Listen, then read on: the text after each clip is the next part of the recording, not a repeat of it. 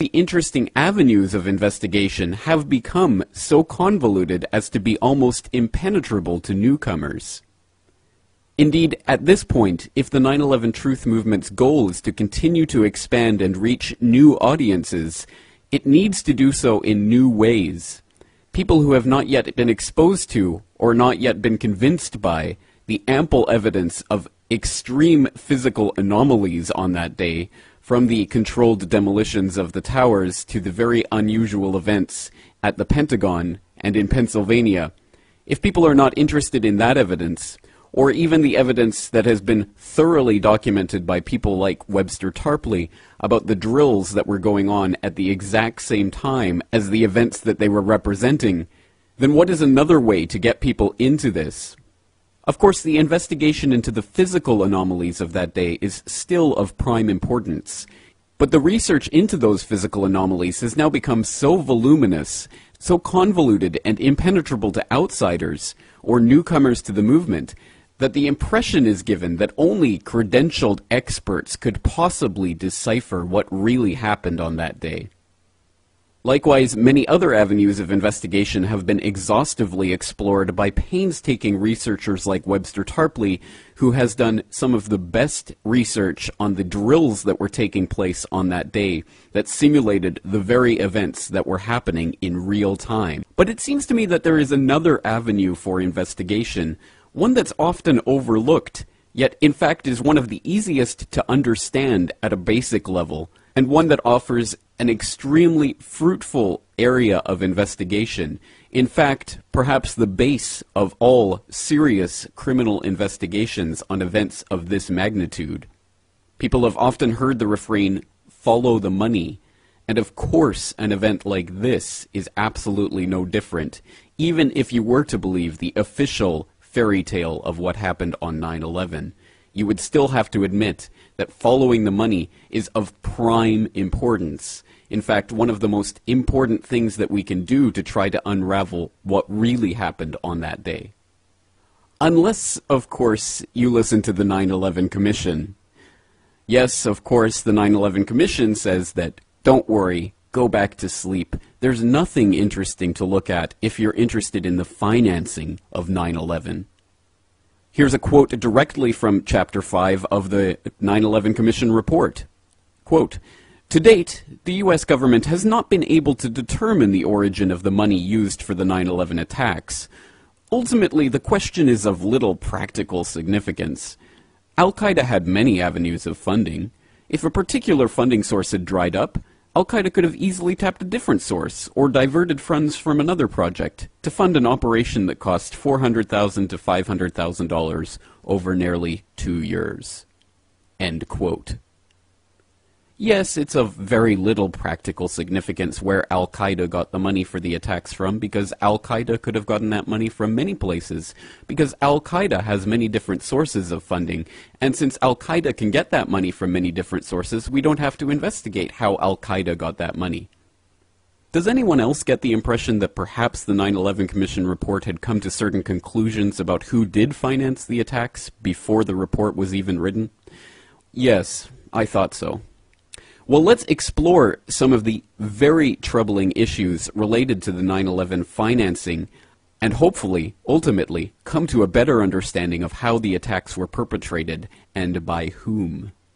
And today we'll start with one of the most obvious and basic examples of how one individual stood to make $4.5 billion off of this horrific and tragic loss of life. Silverstein, a commercial real estate tycoon with international political connections, acquired a 99-year lease on the World Trade Center complex in the spring of 2001. Throughout the summer, he reworked the insurance policies on his new property, making sure that it was covered for acts of terrorism. Explicit in the lease agreement was Silverstein's right to rebuild the complex if it were destroyed. After 9/11, Mr. Silverstein fought his insurers in court to obtain double his policy limits for the destruction of his property, maintaining that the double hijacking constituted 2 disasters caused by terrorists, not just one. He won, and was awarded over $7 billion, a magnificent return on his original $15 million investment. Not long after the disaster, Lower Manhattan saw banners like this one. Although they were idolized as cathedral-like symbols of power and triumph that pierced the New York skyline, the Twin Towers were big money losers for the Port Authority of New York. They cost millions a year to equip with the basics: electricity, water, heat, air conditioning, sewage, and even oxygen, being airtight. As modern communications connected traders from all corners of the globe, tenancy in the Twin Towers continued to drop. The towers presented another problem. Decades ago, their steel beams had been sprayed with fireproof asbestos, a cancer-causing material banned from use in building in the mid-1980s.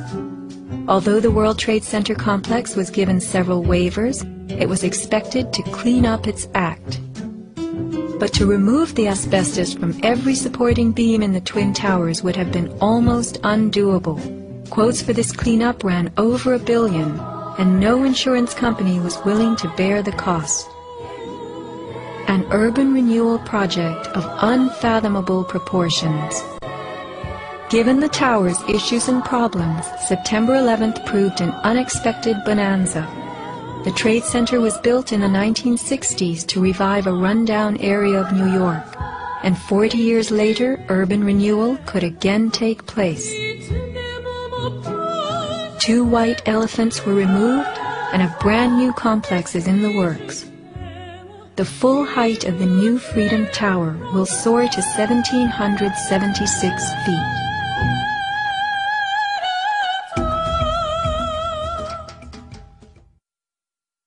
Of course, Lucky Larry's acquisition of the World Trade Center just weeks before 9/11 is by now a well-known story, but one would be advised to check a Bloomberg.com article from 2007 entitled "Silverstein Insurers Reach $2 Billion WTC Settlement" for details of the final settlement, which brought to $4.55 billion the amount that Larry Silverstein made for the deaths of those thousands of people in the World Trade Center on that day.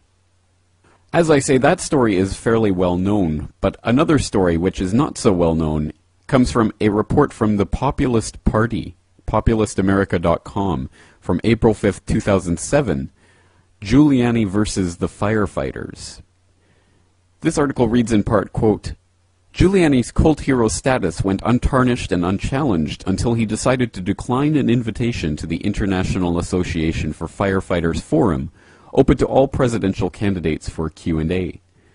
Mainstream news then picked up on the story and exposed the contention between the former mayor and the real heroes, the New York firefighters, who lost so many of their friends and compatriots in the attacks of that day.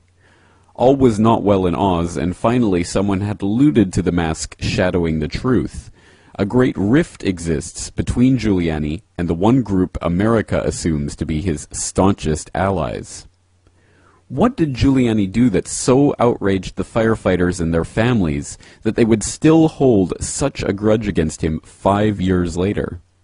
One cannot understand the source of this contention unless one has done some real and difficult research into the events of that day. In November 2001, our members were continuing the painful but necessary task of searching Ground Zero for the remains of our fallen brothers and the thousands of innocent citizens that were killed, because precious few of those who died in the terrorist attacks had been recovered at that point. Prior to November 2001, 101 bodies or remains of firefighters had been recovered, and those on the horrible pile at Ground Zero believed they had just found a spot in the rubble where they would find countless more that could be given proper burial. Nevertheless, Giuliani, with the full support of the Fire Commissioner Thomas von Essen, decided on November 2nd, 2001, to sharply reduce the number of those who could search for remains at any one time. There had been as many as 300 firefighters at a time involved in search and recovery, but Giuliani cut that number to no more than 25 who could be there at once. Here is where the mainstream falls short in their reporting. Why would Giuliani all of a sudden forcefully remove firefighters from the pile, and in such a way that resulted in a brawl between the NYPD and NYFD? What the mainstream press will never dig into or question is, why did Giuliani place more importance on cleaning up the pile than in taking a slow retrieval approach to accessing the bodies of firefighters, police, and emergency workers still trapped in the wreckage of those buildings? Though 2 months later, chances were that no one was still alive, many still clung to the hope that loved ones would be dug out of the devastation of those destroyed buildings. Families wanted a chance for closure, bodies of their loved ones returned so that they could honor them with a proper memorial and burial. The firefighters believed that the city went to a scoop and dump policy because they were in a rush to retrieve gold. The fact is that the mayor's switch to a scoop and dump coincided with the final removal of tens of millions of dollars of gold, silver, and other assets of the Bank of Nova Scotia that were buried beneath what was once the towers. Once the money was out, Giuliani sided with the developers that opposed the lengthy recovery effort and ordered the scoop and dump operation so they could proceed with redevelopment. With his training as district attorney for New York, Giuliani knows from his prosecutor days that the first rule of a criminal investigation is in cordoning off a crime scene and preventing the tampering or removal of any piece of evidence within that area. Usually officers are put in place to prevent the eradication, removal of, or disruption of anything within that scene. Surely the events of September 11, 2001 constitute the most egregious, barbaric, terroristic, and criminal act ever perpetuated on American soil. End quote. Now, as that article details in some length, the issues of Giuliani and the crime scene of Ground Zero in the weeks and months following 9/11 involve not only the criminal act of tampering with the evidence of that crime scene, which included, as we've detailed in previous episodes of the Corbett Report podcast, preventing even volunteer teams of researchers from studying the remains of those towers to try to come to a better understanding of how they collapsed, instead making the sole purpose of the entire operation on Ground Zero that of dismantling the pile and getting rid of the evidence as quickly as possible. And here we have another missing clue as to why this may have happened. And according to the firefighters, at any rate, it's because of the tens of millions and, according to some reports, billions of dollars of gold which were hidden underneath the World Trade Center and which had to be removed as quickly as possible. Now, there are unsubstantiated theories on the internet that the billions of dollars that were hidden in the various vaults under the World Trade Center complex may have been tampered with on the day of 9/11 as the attacks were taking place. That, in fact, 9/11 may have had elements of a gigantic bank heist. Now, again, I can't vouch for the validity of these reports, but I do think they're interesting and worth looking into as another possible clue on the 9/11 money trail. But one very real and very important 9/11 money trail clue came out not on 9/11, but on 9/10. On that day, Donald Rumsfeld made a cold and calculating announcement that, in fact, the Pentagon had lost $2.3 trillion. Again, that's $2.3 trillion with a T, which represented about the same amount of money for the entire federal budget of the same year. How $2.3 trillion could go missing from the Pentagon has never been accurately explained.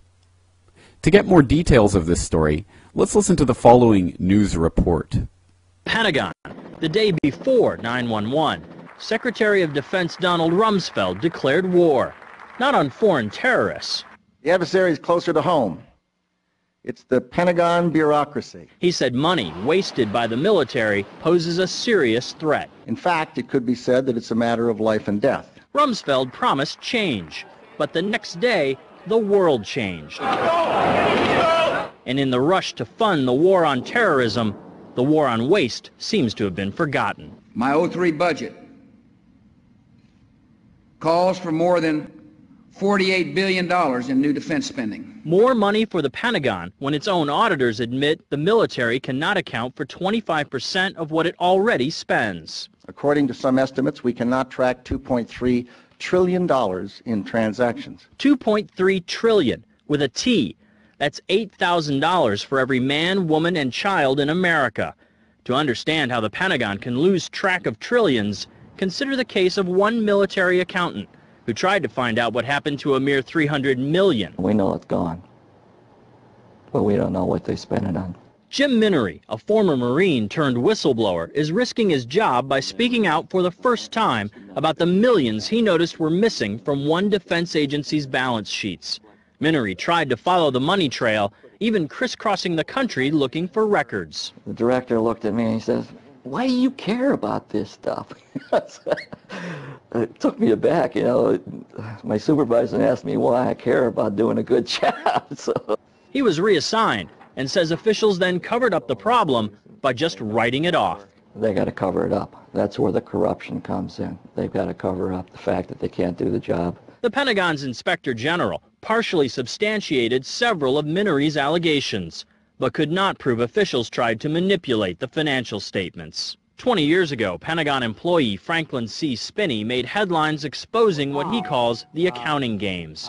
He's still there, and although he does not speak for the Pentagon, he believes the problem has gotten worse. Those numbers are pie in the sky. The books are cooked routinely year after year after year. Retired Vice Admiral Jack Shanahan commanded the Navy's Second Fleet the first time Donald Rumsfeld served as Defense Secretary. With good financial oversight, we could find $48 billion in loose change in that building without having to hit the taxpayers. In the 2.5 minutes since this report began, the Pentagon has spent nearly $2 million, and it may never know where 25% of those tax dollars went.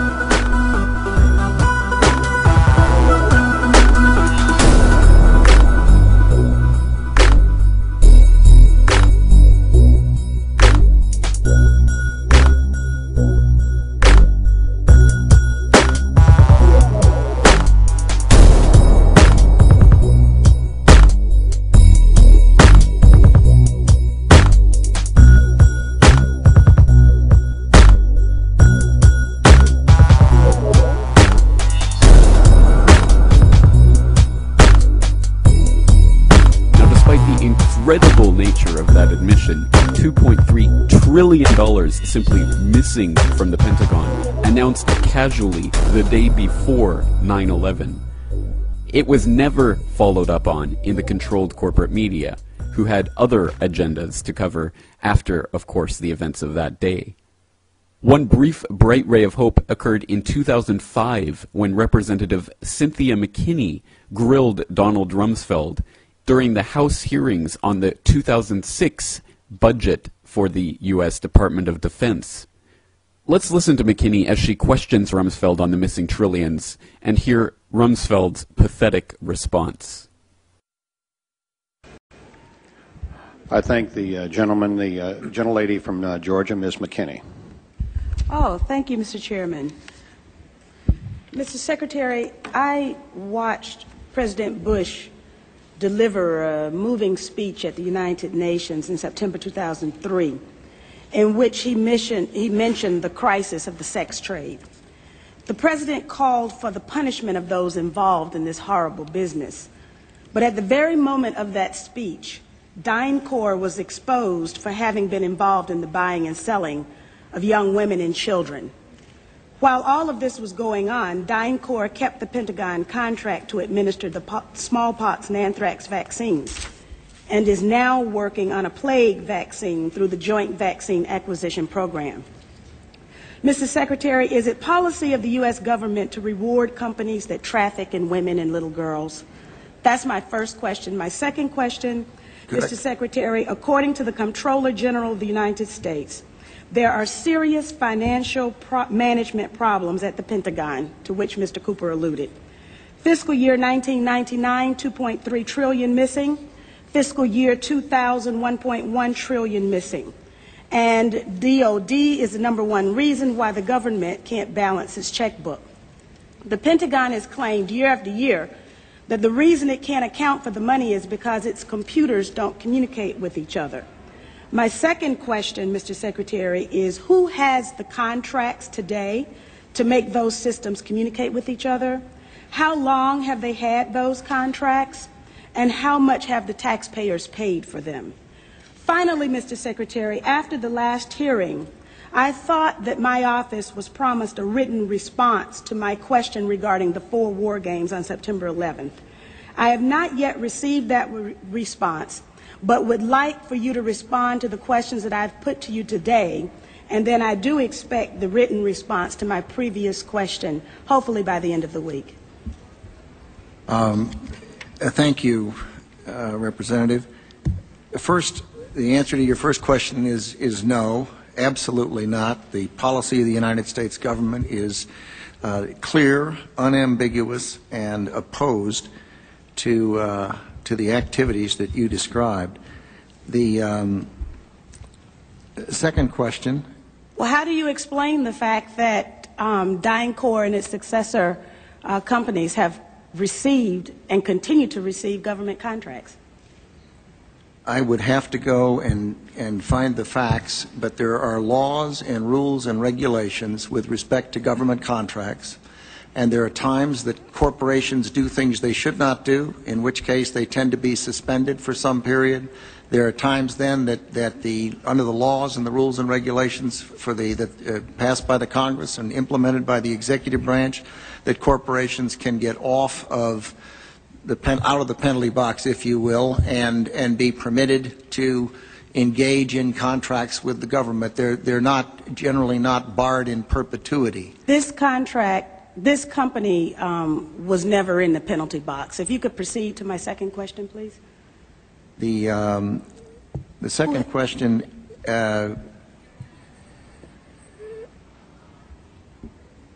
I've forgotten what the second question was. I think Ms. Jonas knows it. Okay. Thank you, Ms. McKinney. I appreciate the question. I appreciate your interest in our department's financial condition, and we are working very hard on that program. I've just come back recently. I understand that you're working hard on it, but my question was, who has the contract? How long have they had that contract, and how much money have we spent on it? In general, we spend about $20 billion in the Department on Information Technology Systems. The accounting systems are part of that. I can get you the exact number for the record of what we spend on our current, what we call legacy systems, and those that we're moving toward. And who has the contracts? That would be a multitude of individuals. Could you name some, please? Well, I think off the top of my head, well, I would rather not. I'd rather provide that for the record. That's not privileged information, is it? I'm sure it's not. Well, please. Yeah. And we still have time, so please. I would be glad to provide for the record. I don't want to talk from the top of my head and be incorrect. On your first question, I'm advised by Dr. Chu that it was not the corporation that was engaged in the activities you characterized, but I'm told it was an employee of the corporation, and it was some years ago in the Balkans that took place. It's my understanding that it continues to take place, and is that right? Yes. Well, if you can give me information to that effect, I'm sure you are interested in all of the information that I have, and I'll be more than happy to provide it to you. Good, thank you. But I would also like to get information from you. Okay. For example, the information that I just requested about who has those contracts. Certainly. Let me assure the gentlelady that we'll make sure that this exchange of information takes place, and Mr. Secretary, if you can get back with us on the DynCorp story, we'll get that to the gentlelady. Thank you, Mr. Chairman. We'll get back on both of the first two questions, but the Congresswoman has raised the other question twice now, and I'd like to have General Myers respond because you mentioned it in the last hearing, and I think it would be helpful to get the answer, even though we're on red, if you don't mind, Mr. Chairman. General Myers, go right ahead. But I would like to have the answer in writing as well, as I thought my office was promised. Okay, I don't know about the promise, Congresswoman, but could you repeat the question to make sure I'm answering the right question? This is 9/11 question. The question was, we had 4 war games going on September 11th, and the question that I tried to pose before the Secretary had to go to lunch was whether or not the activities of the 4 war games going on September 11th actually impaired our ability to respond to the attacks. The answer to the question is no, did not impair our response. In fact, General Eberhart, who was then the commander of North American Aerospace Defense Command, as he testified in front of the 9/11 Commission, I believe he told them that it enhanced our ability to respond, given that NORAD didn't have the overall responsibility for responding to the attacks today. That was an FAA responsibility. But they were two CPXs.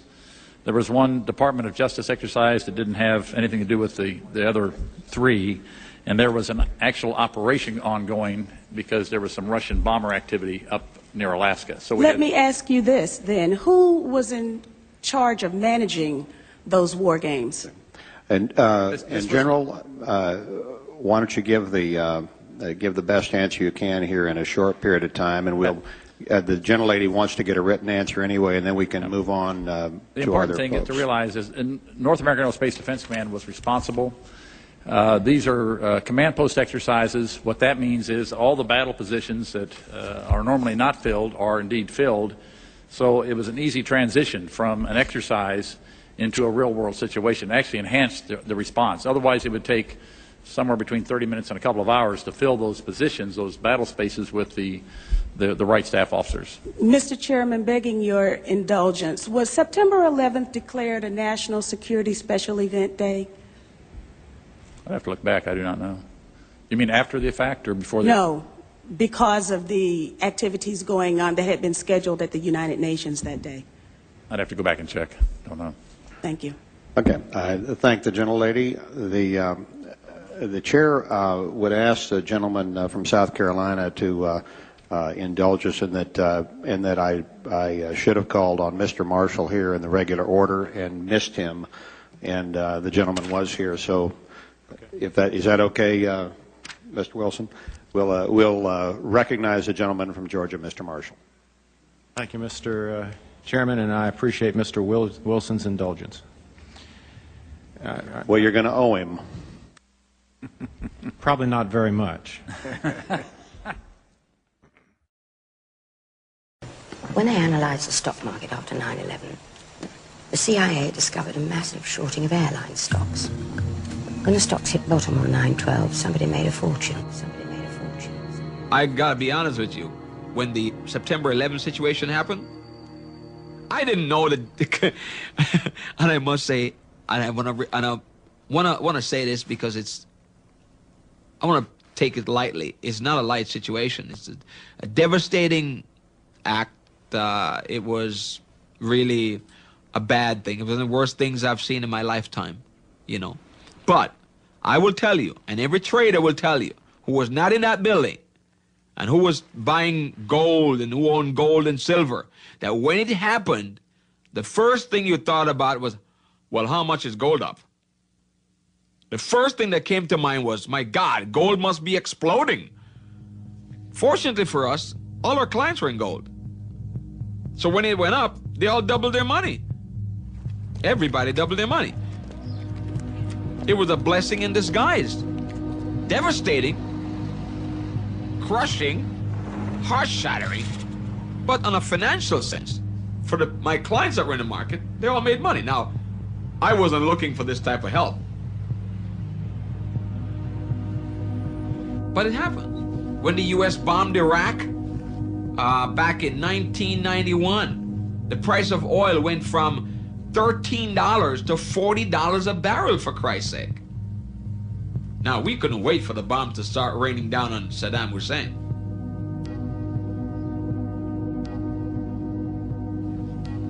We were all excited. We wanted Saddam to really create problems. Do whatever you have to do. Set fire to some more oil wells because the price is going to go higher.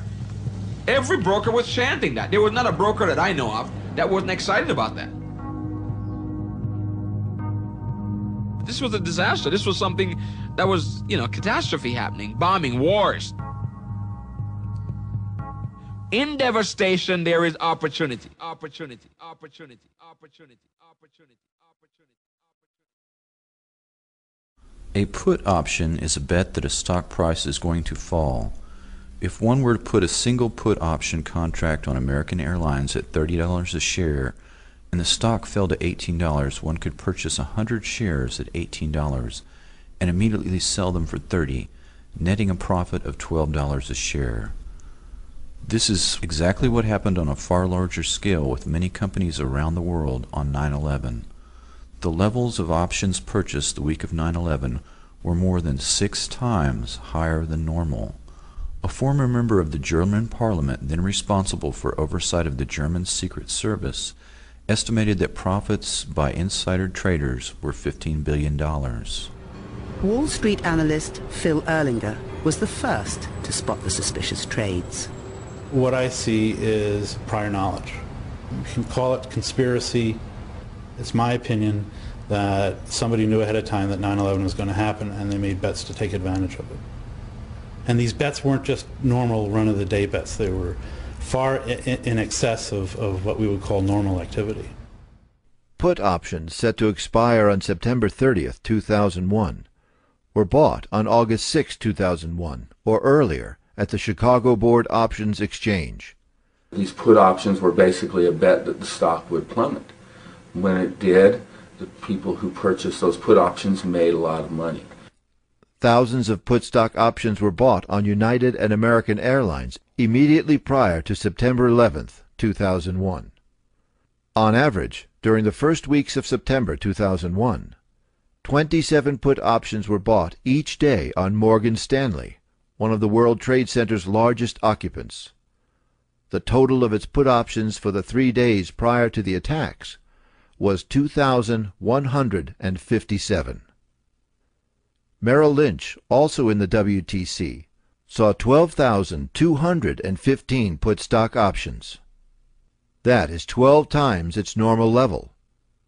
Between September 6th and 7th, Chicago Board Options Exchange saw 4,744 put option contracts with United Airlines and only 396 call options.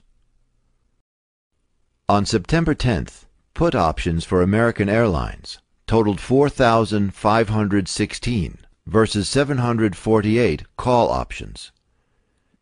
In addition, these trades were not only occurring in our country, but around the world. There is no chance that all or even most of the trades were placed by Osama bin Laden or Al-Qaeda.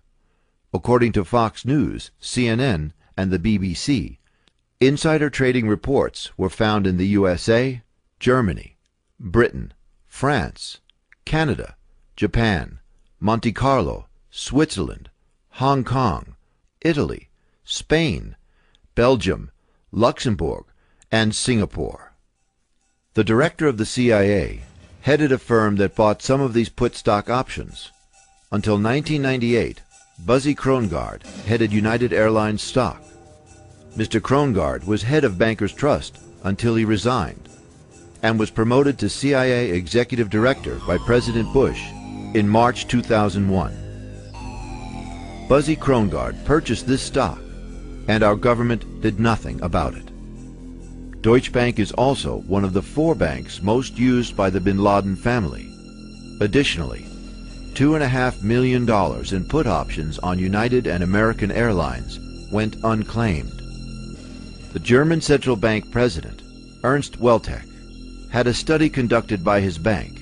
It indicated, quote, "There are ever clearer signs that there were activities on international financial markets that must have been carried out with the necessary expert knowledge in industries such as gold, oil, airlines, and insurance companies." There was a lot of money to be made from the events of September 11th, and indeed, many people in our own government called the events of September 11th an opportunity.